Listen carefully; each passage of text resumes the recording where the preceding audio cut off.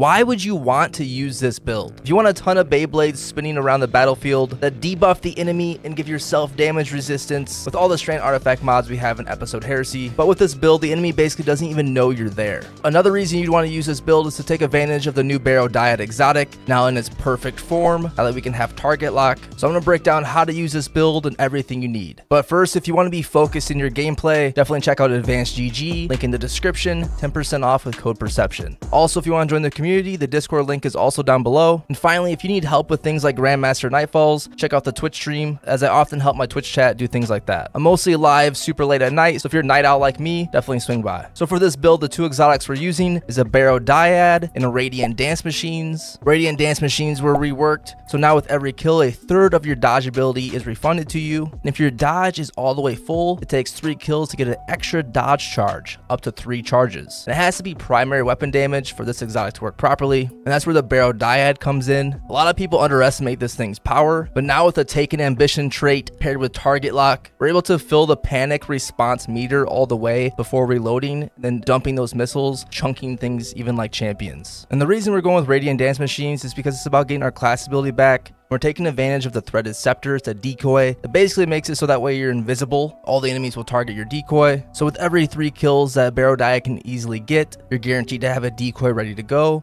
to offer this build insane survivability. All while your whirling maelstrom is spinning all over the battlefield. You can either shoot your tangle or throw your tangle and it will start spinning. It's going to unravel the enemies, but this is going to feed into the artifact. And the artifact makes this thing insane, because now in Act 3 we have all of the artifact mods unlocked. And we have Vile Weave. That way your tangles cause enemies to be severed. So as this Beyblade is ripping through, it's going to be severing all the enemies and unraveling them.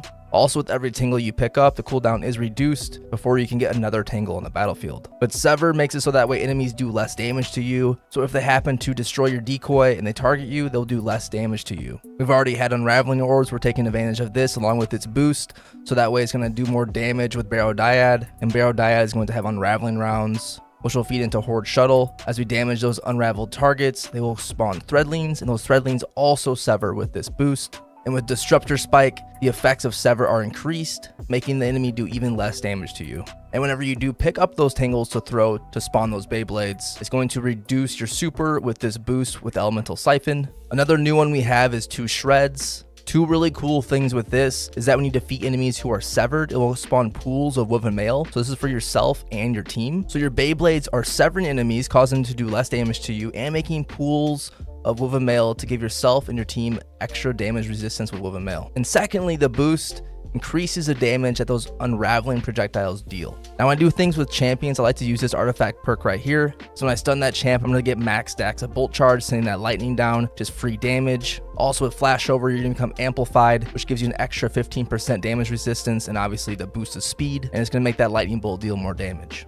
You can basically hold W with this build, chunk down enemies, while being a support player to your team, causing enemies to do less damage to you, giving your team woven mail. And with Radiant Dance Machines, you should always have your dodge available to have your decoy to get out of tight situations. The enemy will be distracted by your decoy, your Beyblades will be shredding through the battlefield, you'll be chunking enemies down with Barrow-Dyad. To cover the fragments fast, and we'll get into the mods, we're gonna have Evolution to increase that Threadling damage. Threadlings will be generated as we deal damage, since everything will be unraveled, feeding into the artifact. Generation is going to feed back into our grenade. You could use whatever grenade you would like. Grapple to get around more quickly. Shackle to control the battlefield. Have Continuity to increase the duration of Suspend, Unravel, and Sever. You could probably switch this out since we mostly defeat enemies pretty quickly, but it is nice to have that extra Sever duration if you are fighting something like a boss. And the last fragment is Warding, so that way when you pick up an orb, you get Woven Mail. Even though we have a ton of Woven Mail when we defeat those severed enemies through the artifact, this is just a good consistent way to pick up that orb and get Woven Mail. And we are going with the Gambler's Dodge, so this way you could shoot your Threaded Spike, dodging your enemies, and get that Threaded Spike right back. So not only is Radiant Dance Machines great to have constant decoys, it's great if you play it right to have a constant melee uptime. Just throw that melee before you dodge to get your melee right back. And since we're dodging so much, we have Dynamo on our helmet, get our super back much more quickly. You can use whatever really mods you want in this helmet, but we got 2 Harmonic Siphons to have a more potent orb that we generate through a Barrow-Dyad. For gloves, we have Heavy Handed to make an orb off our melee, and Grapple melee counts as a melee as well. So you'll make an orb from either of those abilities. Whenever I'm using Grapple, I like to have Impact Induction, but since Grapple also counts as a melee, you'll feed energy back into your grenade ability. Use whatever resistances you need for the current activity. A lot of my builds like to have recuperation for extra survivability for healing on those orb pickups. We're running with 2 Strand weapon surges to buff our Barrow-Dyad by 17%. And with every dodge we do, we're gonna get a little chunk of our grenade back. We have time dilation to extend the surge timer, along with powerful attraction. So that way, whenever we dodge, which again will have our dodge up constantly, the radiant dance machines to gather those nearby orbs for healing, the weapon boost, along with unraveling rounds through the artifact. I tested this build in things like Grandmaster Nightfalls. It's definitely survivable if you play crafty enough and play safe enough. You'll be severing all the enemies to do less damage to you. Just play around your decoy. Now, it's not the most busted build ever, but takes advantage of all the artifact mods. It's one of the most fun builds to use right now. And hey, we have a new toy in the Barrow-Dyad, and this build is perfect match for it. This build could excel in things like add clear encounters and raids, like the 1st, 3rd, and 4th encounter in Salvation's Edge. It can be a lot of fun in things like the Nether and Court of Blades. I was even ripping through Master Law sectors with this, no problem, just holding W. So don't sleep on Barrow-Dyad, it chunks enemies. And the rework to Radiant Dance Machines is great to guarantee you always have a charge or 2 of your class ability to make that decoy. So that was a quick breakdown of the Strand Hunter build. Hope you enjoyed. I normally make videos on TikTok. I've been learning some 3D rendering and some Photoshop. Made my thumbnail. Want to get a video out there with the build relevant to Act 3. So if you enjoyed, hit that thumbs up and comment below what Strand build you're having fun with this episode.